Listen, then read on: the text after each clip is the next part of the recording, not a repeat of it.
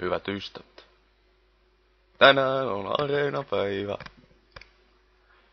Eli kaksi ystävystä aikovat stakea molempien koko pankkinsa, eli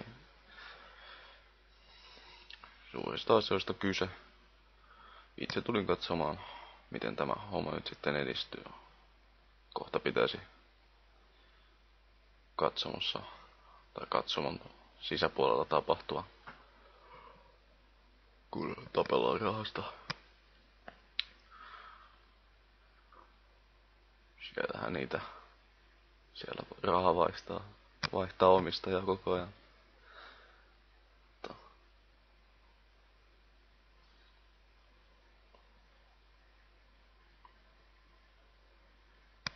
No, odotellaan hetki.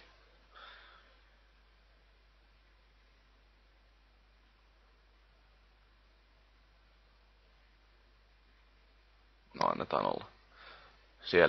Siellähän sitä ollaan. Ja joo, näkee kyllä nykyiset updatet, mitä ne saa aikaa. Siellä vaan äijät seisoo, ei tee mitään. Kävin tänään itse kokeilemaan areenalla, niin oli ihan hirveetä. Minuutti meni, että kumpikaan ei tehnyt yhtään mitään. Noniin.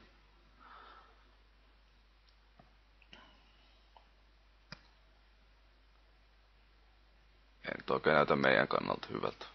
Kumpikaan kyllä osu.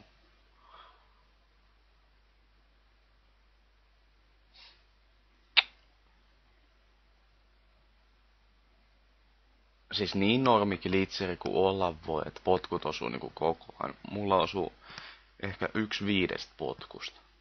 Ja tossa niinku näkee, että joo, toisella 800 LP, toisella kohta 400 reilu. Eikö tää ollut jo tässä, tiedäkö? Ei oikein. Ei nyt oikein suju. Mitäs mun privatas? Moro, et vittis lainaa mulle pari millään. Voin antaa vaikka puhelinnumero, jos haluat jutella. Kyllä mä maksan takas. Kusikko panana. Mitä vittu? Pätevä mytskö RSGP. Enpä taida. No, sinne meni Korsakov. Morot rahoille.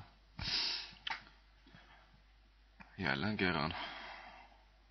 Koko pankki menetetty yhdessä ainoassa paikassa sijaitsi Alkiraidin perukoilla.